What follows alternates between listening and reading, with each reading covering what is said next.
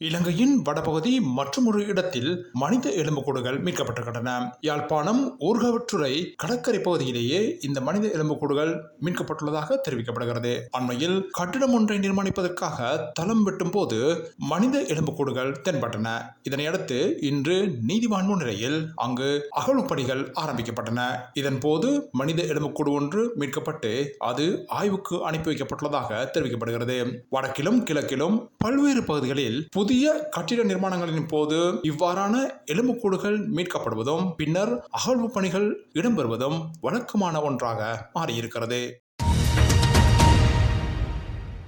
சடங்குகளற்ற திருமணமானது இந்து திருமண முறையாகாது என்று இந்திய உயர் நீதிமன்றம் தீர்ப்பளித்திருக்கிறது. சடங்குகளற்ற நிலையில் திருமணம் செய்து கொண்ட 2 தம்பதிகள் தாக்கல் செய்த விவாகரத்து மனுக்களை நிராகரித்த போதே இந்திய உயர் நீதிமன்றம் இந்த கருத்தை வெளியிட்டிருக்கிறது.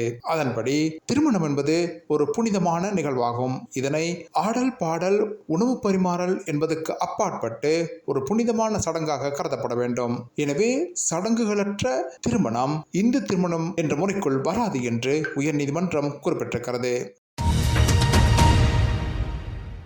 இந்தியாவின் காங்கிரஸ் கட்சிக்காக பாகிஸ்தான் தலைவர்கள் பிரார்த்தனை செய்வதாக இந்திய பிரதமர் நரேந்திர மோடி தெரிவித்திருக்கிறார். ராகுல் காந்தி பிரதமராவதையே பாகிஸ்தான் விரும்புவதாகவும் அவர் குறிப்பிட்டிருக்கிறார். குஜராத்தில் மக்களவைத் தேர்தலுக்கான பிரசாரம் ஒன்றில் உரையாற்றிய அவர் காங்கிரஸ் கட்சி மெல்ல மெல்ல உயிரிழந்து வருவதாக குறிப்பிட்டார். இதை பார்த்து பாகிஸ்தான் அழுகிறது என்றும் அவர் தெரிவித்திருக்கிறார். முஸ்லிம்களுக்கு இடஒதுக்கீடு வழங்க மாட்டோம் என்று காங்கிரஸ் கட்சியால் எழுத்துப்பூர்வமாக உறுதியளிக்க முடியுமா என்றும் மோடி இதன் போது கேள்வி எழுப்பியுள்ளார்.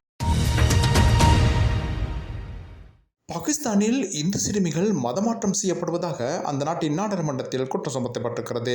நாடாளுமன்றத்தின் இந்து உறுப்பினரான தனேஷ்குமார் பல்யானி என்பவர் இந்த குற்றச்சாட்டை சுமத்திருக்கிறார். சிந்து மாகாணத்தில் இந்த சம்பவங்கள் அதிகமாக இடம்பெறுகின்றன. சிறுமிகள் மற்றும் பெண்கள் மதமாற்றம் செய்யப்படுகின்றனர். அத்துடன் அவர்கள் கடத்தப்பட்டு இஸ்லாமியர்களுக்கு திருமணம் செய்து வைக்கப்படுவதாகவும் தனேஷ்குமார் குற்றம் சுமத்தியிருக்கிறார்.